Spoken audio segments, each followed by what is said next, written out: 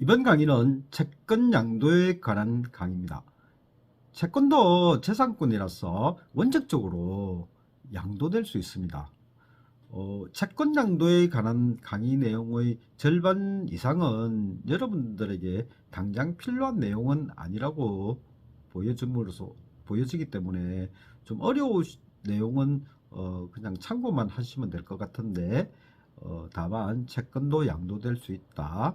그리고 채권을 양도했을 때는 채무자에게 통지를 해야 채무자한테 대항력이 생깁니다.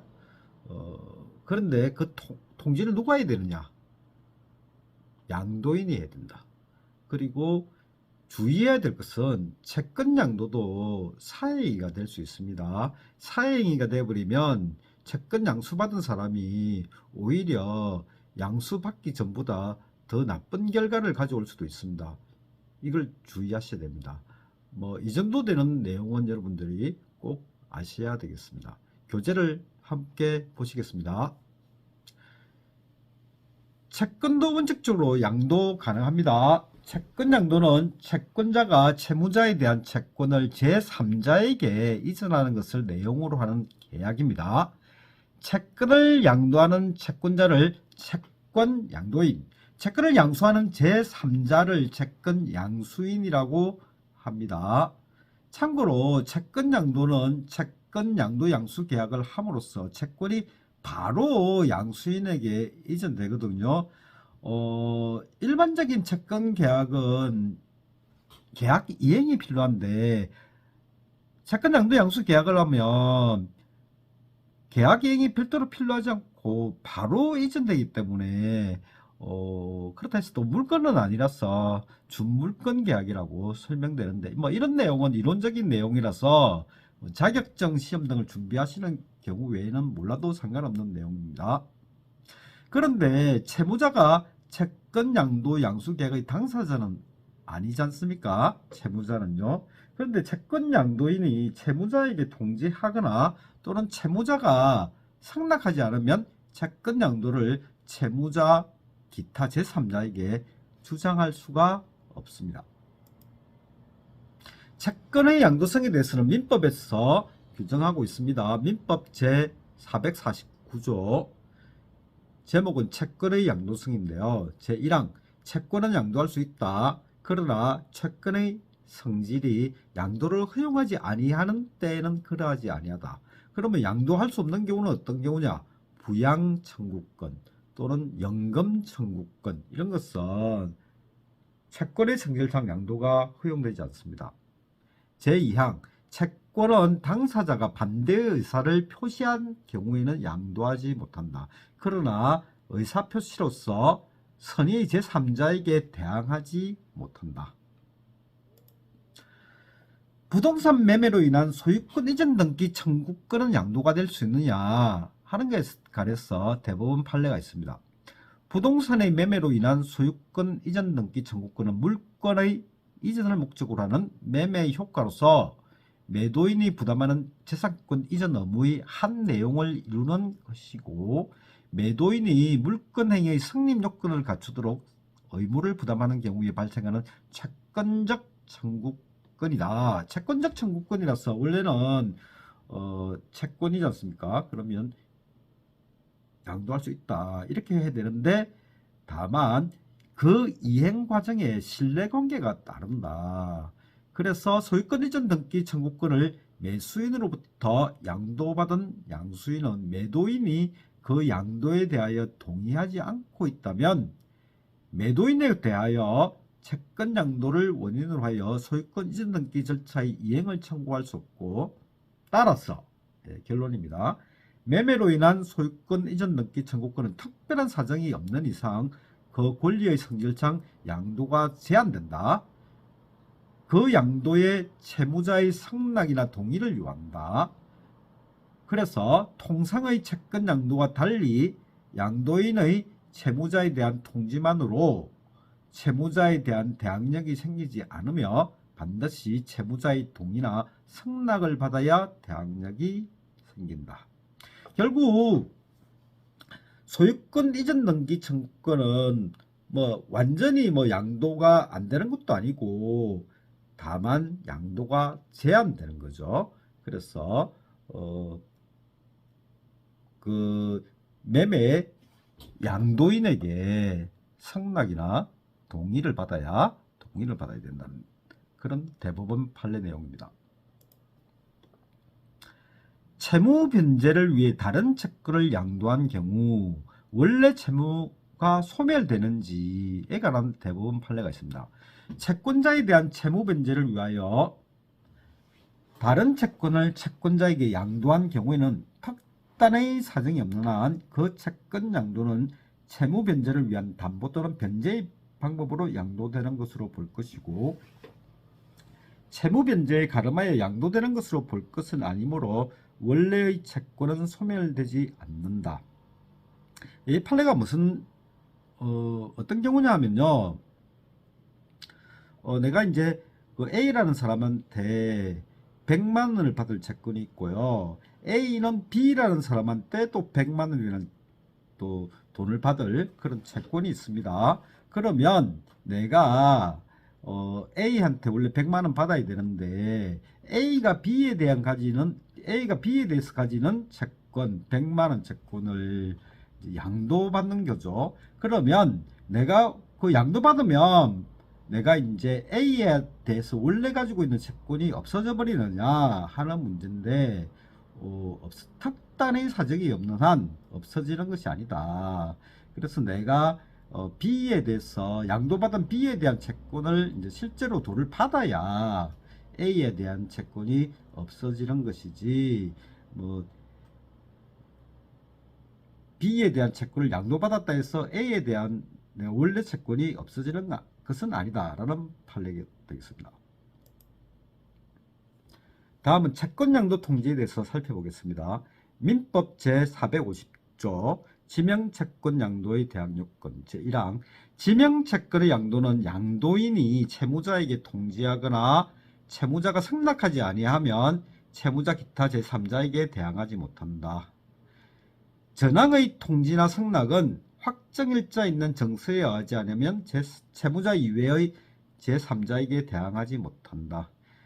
이 지명채권이란 것은요, 채권자가 특정되어 있는 채권인데요, 보통 채권이라고 하면 지명채권을 가리키는 겁니다. 자, 여기서 이제 양도인이 채무자한테 통지를 하거나 아니면 채무자의 승낙을 받아라. 그래야 채무자 제3자한테 대항할 수 있다. 이렇게 되어 있고, 이렇게 또 이런 통지나 승낙은 확정일자 있는 정서에 의하지 않으면 안 된다. 이렇게 되어 있습니다. 확정일자 있는 정서는 뭘까요? 내용증명우편이나 공정정서 등이 있는데요. 일반적으로 그래서 채권 양도 통지는 내용증명우편을 보내서 이제 하게 되겠죠. 확정일자 있는 정서에 의하지 않으면 채무자 이외의 제3자한테 대항하지 못하는데, 그러니까 이제 채무자가 자기가 가지고 있는 채권을 내한테도 양도하고 또 다른 사람한테도 이중으로 양도해 버릴 수가 있는 거죠. 그럴 때 채권 양도 통지일자가 빠른 이제 양수인이 우선한다는 겁니다. 사례를 보겠습니다. 갑은 을에 대한 1000만원 금전채권을 2020년 1월 5일 A에게 양도하고 을에게 채권 양도 통지를 하였고, 을도 그 채권을 변제할 것을 청락했는데요, 갑은 2020년 3월 5일 그 채권을 다시 B에게 이중으로 양도했습니다. 아주 나쁜 놈이네요. 을에게 채권 양도 통지도 했고요. 위 통지나 승낙은 모두 확정일자 있는 정서에 의한 것은 아니었습니다. 그 후 을이 B에게 1000만원 변제한 경우, 뒤에 이제 변제받은 사람, 뒤에 양도받은 사람한테 변제한 거네요. A는 을에게 1000만원의 지급을 청구할 수가 있느냐. 원래 이제 먼저 이제 채권 양도받은 사람이 A지 않습니까? A가 그 채무자한테 청구할 수 있느냐. 확정일자 있는 정수로 통지나 승낙을 하지 않았기 때문에 A나 B나 모두 상대방에 대해서 우위가 없습니다. 다만 채무자에 대한 대항 요건으로는 확정일자 있는 정수일 것을 요하지 않기 때문에 A나 B는 모두 채무자 을에 대해서는 모두 유효한 양수인입니다. 더구나 을은 A로의 채권 양도의 상납까지 했습니다. 그래서 A의 신뢰가 보호돼야 하고 결국 을은 B에 대한 변제로 채권이 소멸됐다 이런 항변을 A에게 할 수 없고 A에게도 1000만 원을 지급해야 되겠습니다. 이렇게 채권 양도 통지는 내용 증명폰으로 보내면 확정일자 있는 정수에 의한 통지가 되기 때문에 채권 양도 통지를 내용 증명 우편으로 보내야 한다 하는 정도로 이해하시고, 이 사례 이해하기 어려우시면 그냥 통과하시면 되겠습니다. 민법 제451조 승낙통지의 효과 제1항 채무자가 이의를 보류하지 아니하고 전조의 승낙을 한 때는 양도인에게 대항할 수 있는 사유로 양수인에게 대항하지 못한다. 그러나 채무자가 채무를 소멸하게 하기 위하여 양도인에게 급여한 것이 있으면 이를 회수할 수 있고, 양도인에 대하여 부담한 채무가 있으면 그 성립되지 아니함을 주장할 수 있다. 양도인이 양도 통지만을 한 때는 채무자가 그 통지를 받은 때까지 양도인에 대하여 생긴 사유로서 양수인에게 대항할 수 있다. 자, 이 사례가 어떻게 되느냐니까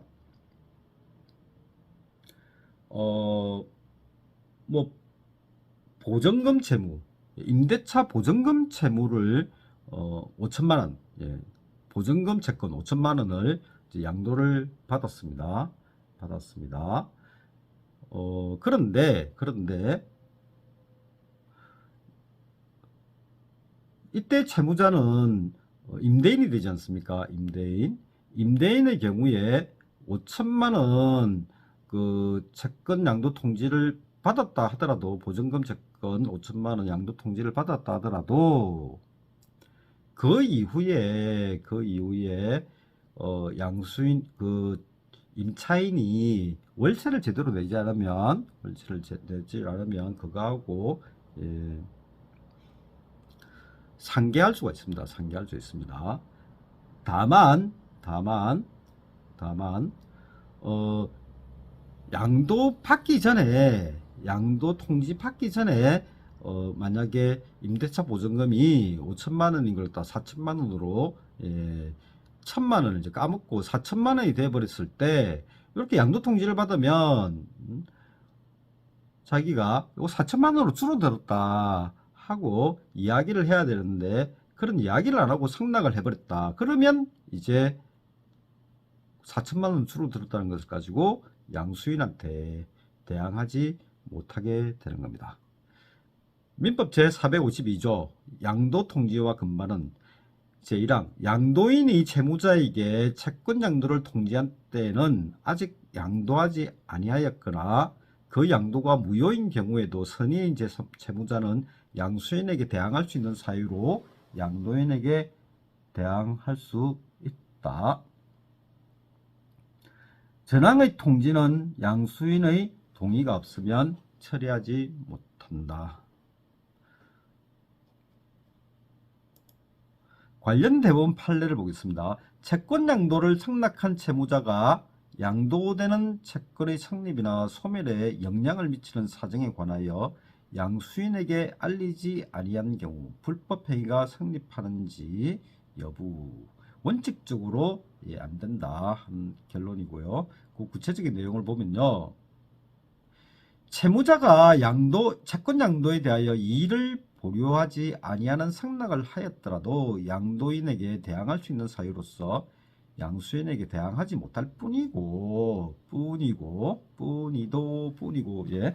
채권의 내용이나 양수인의 권리 확보에 위험을 초래할 만한 사정을 조사 확인할 책임은 원칙적으로 양수인 자신에게 있으므로 채무자는 양수인이 대상 채권의 내용이나 원인이 되는 법률 관계에 대하여 잘 알고 있음을 전제로 채권 양도를 승낙할지를 결정하면 되고, 양수인이 채권 내용 등을 실제와 다르게 인식하고 있는지까지 확인하여 위험을 경고할 의무는 없다. 따라서 채무자가 양도되는 채권의 성립이나 소멸에 영향을 미치는 사정에 관하여 양수인에게 알려야 할 신의치상 주의 의무가 있다고 볼 만한 특별한 사정이 없는 한 채무자가 그러한 사정을 알리지 아니하였다고 하여 불법행위가 성립한다고 볼 수 없다는 대법원 판례입니다. 이 판례도 모르시면 모르시겠으면 모르셔도 무방하므로 어려우시면 패스하시면 되겠습니다. 채권양도 통지 방법입니다. 채권양도 통지는 양도인이 채무자에게 해야 됩니다. 채권양도 통지는 사실은 채권을 양수받은 사람이 한테 중요한 거지 않습니까? 그래서 양수인이 통지해야 되는 거 아니냐 이렇게 생각하실 수 있는데, 채무자 입장에서 생각을 해보시면 생판 모르는 양수인이 통지하는 걸 믿을 수 있겠습니까? 자기의 채권자는 양도인이거든요. 그래서 양도인이 채무자에게 채권 양도 통지를 해야 되는 겁니다. 그런데 양수인이 양도인의 위임을 받아서 할 수도 있습니다. 이런 경우에는 채권 양도 양수 계약서에 채권 양도 통지를 양수인이 양도인의 위임을 받아 할 수 있다고 명시하시면 됩니다. 근데 한편으로요, 양도인이 작성한 채권 양도 통지서를 양수인이 발송해도 무방하거든요. 왜냐하면 내가 이제 편지를 적었잖아요. 그러니까 예를 들면요, 편지를 적었는데 그 편지를 내가 그 아들한테 심부름 시켜가지고 아들이 우체통에 넣었다. 그러면 그 편지를 내가 보낸 건가요? 아들이 보낸 건가요? 예, 내가 보낸 거지 않습니까? 마찬가지입니다. 양도인이 작성한 채권 양도 통지서를 양수인이 보내도 심부름한 거거든요. 그래서 실무상으로는 채권 양도 양수 계약을 할 때 양도인 명의의 채권 양도 통지서를 함께 교부받아 가지고 양수인이 발송하는 게 좋겠습니다. 왜냐하면 채권 양도 통지는 양수인한테 중요하지 않습니까? 그러니까 양수인이 잘 챙겨야 되는 겁니다. 채권 양도 통지 방법에 관한 대법원 판례를 보겠습니다. 민법 제450조에 의한 채권 양도 통지는 양도인이 직접 하지 아니하고 사자를 통하여, 아까 제가 제 아들 시켜서 편지 보낸 거하고 똑같습니다. 사자를 통해서 하거나 대리인으로 하여금 하게 하여도 무방하고, 채권의 양수인도 양도인으로부터 채권 양도 통지 권한을 위임받아 대리인으로서 그 통지를 할 수 있다. 조금 전에 설명한 내용입니다. 채권 양도 통지 권한을 위임받은 양수인이 양도인을 대리하여 채권 양도 통지를 함에 있어서는 민법 제114조 제1항의 규정에 따라 양도인 본인과 대리인을 표시하여야 하는 것이므로 양수인이 서면으로 채권 양도 통지를 함에 있어 대리관계의 현명을 하지 않았다는 건 대리관계를 표시를 하지 않았다는 겁니다. 양수인 명의로 된 채권 양도 통지서를 채무자에게 발송하여 도달되었다 하더라도 이런 효력이 없다. 양도인 명의로 해야 된다는 겁니다. 아니면 자기가 대리인이라고 잘 명시를 해야 되고요. 대리에 있어 본인을 위한 것임을 표시하는 이른바 현명은 반드시 명시적으로 할 필요는 없고 묵시적으로 할 수 있는 것이고, 채권 양도 통지를 함에 있어 현명을 하지 아니한 경우라도 채권 양도 통지를 둘러싼 여러 사정에 비추어 양수인이 대리인으로서 통지한 것임을 상대방이 알았거나 알 수 있었을 때는, 상대방이 누굽니까? 채무자입니다. 민법 제115조 단서의 규정에 의하여 유효하다. 채권 양도 통지서 자체에 양수받은 채권의 내용이 기재되어 있고 채권 양도 양수 계약서가 위 통지서에 첨부되어 있으며 채무자로서는 양수인에게 채권 양도 통지 권한이 위임되었는지 여부를 용이하게 알 수 있었다는 사정 등을 종합하여 무현명에 의한 표시가 안 된 채권 양도 통지를 민법 제115조 단서에서 유효하다고 본 그런 사례입니다. 실제 활용례와 주의점.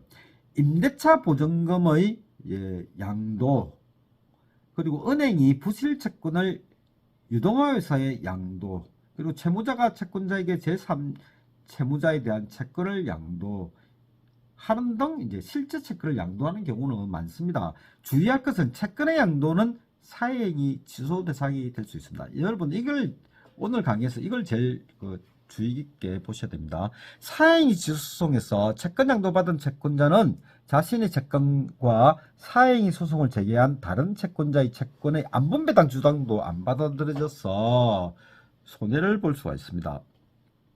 무슨 말씀이냐면 채권을 양도 안 받았으면 자기도 다른 채권자와 함께 이제 자기 채권을 안분배당을 받을 수 있는데 이걸 자기가 양도받은 게 사행위가 돼버리면 이 사람은 안분배당 대상도 안 돼버립니다. 그래서 크게 손해를 볼 수 있습니다. 그래서 만약에 사행위 취소 대상이 될 듯하면 채권을 양도받을 게 아니고요, 판결이나 지급명령이나 집행공정에서 등 집행권을 빨리 만들어서 제3채무자의 채권에 대한 압류 및 전분 명령을 받아서 집행을 해야 되겠습니다.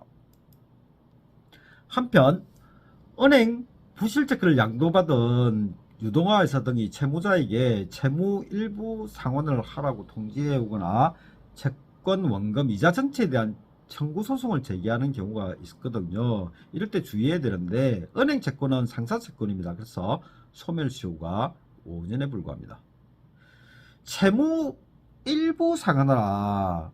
예컨대 지금 그 채무가 원리금 합쳐서 2억 원인데 네가 상의를 뭐 한 단돈 한 뭐 몇십만 원이라도 보이면 내가 원리금 일부 조정해 줄게, 이렇게 통지하는 경우가 있거든요. 이런 경우 소멸시효가 경과되어서 채무 일부를 상환받음으로써 채무 승인과 동시에 소멸시효 이익 포기를 하는 그런 효과를 노리고 하는 겁니다. 이런 경우 채권 원금 이자 전체에 대한 청구 소송도 소멸시효가 경과된 경우가 많습니다. 그래서 이런 경우에는 채무 일부 상환하라는 통지나 아니면 원리금에 대한 전체 소송을 제기한 소장 받는 즉시 변호사와 상담해야 되고요. 변호사와 상담 전에 유동화회사 등에 잘못 답변하는 일이 없도록 해야 되는데, 이렇게 오래된 채권 같은 경우에 소송에서 채무자가 소멸시효 주장해서 이기는 경우가 많습니다. 다음은 채권양도 양수계약서 작성에 대해서 같이 한번 작성을 해봅시다. 사례는 김전세는 2019년 6월 30일 홍길동에게 김전세가 현재 임차하여 살고 있는 아파트의 임대차 보증금 5천만 원을 양도하려고 합니다. 양도인이 누구죠? 임차인인 김전세고요. 제3자가 홍길동이고, 이 임대차 계약은 그러면 임대차 보증금 5천만 원이 지금 걸려있는 임대차 계약은 어떤 거냐? 밑에 당구장 표시되어 있는 거 볼까요? 임대인이 박임대고요. 임대차 기간이 2019년 1월 1일부터 2020년 12월 31일까지. 그리고 김전세 인적사항이 있고요. 홍길동 인적사항 보이시죠? 자, 이 옆에 지금 채권양도 양수계약서 작성할 수 있는 공란으로 여러분들이 기입해야 될 서류가 있습니다. 어떻게 기재해야 될까요? 제목은 채권양도 양수계약서. 김전세가 홍길동에게 채권을 양도하겠죠. 양도 양수할 채권, 임대차 보증금 반환 채권입니다. 5천만 원이고요. 임대차 목적물, 그리고 임대인 기재하고 임차인 기재하고 임대차 기간을 적으면 양도 양수할 채권이 이제 특정이 되는 거죠. 특정이 어떤 채권을 양도하는지 특정이 됩니다.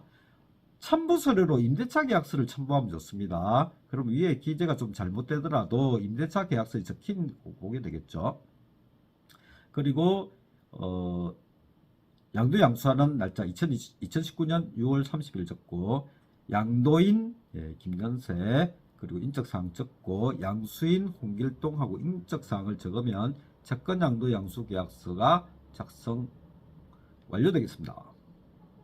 다음은 채권양도 통지서를 함께 작성해 볼까요? 조금 전에 김전세가 홍길동에게 임대차 보증금 5천만 원 채권 양도한 양도 양수 계약에 따라서 채권 양도 통지를 누구한테 해야 됩니까? 임대인한테 해야 되겠죠. 박임대한테요. 자, 옆에 양식이 공란으로 여러분들이 적어 넣어야 될 괄호 안에 적어 넣어야 될 계약 통지서 양식이 보이죠? 자, 여기 한번 적어 넣어 볼까요? 제목은 채권 양도 통지서. 예, 이거 이제 채권 양도 통지는 내용적 명우편으로 보내야 된다 했지 않습니까? 왜냐하면 확정일자가 있는 게 제3자한테 대항할 수가 있거든요. 그래서 내용적 명우편으로 보내는 양식입니다. 내용적 명우편은 특별한 양식은 없지만 발신인 성명과 주소 그리고 수신인 성명과 주소는 반드시 들어가야 됩니다. 그래서 발신인 김전세하고 김전세 주소 적고 수신이 누굽니까? 예, 임대인입니다. 박임대 주소 적고 그리고 발신인은 수신인에게 아래와 같은 채권이 양도되었음을 통지한다 이렇게 적고요. 아래에는 예, 양도되는 채권을 이제 특정을 합니다. 양도한 채권, 임대차 보증금 반환 채권 돈 5천만 원. 그리고 임대차 목적물은 뭐냐 적어놓고 임대인은 누구냐, 임차인은 누구냐, 그리고 임대차 기간이 어떻게 되느냐 이렇게 적으면 이제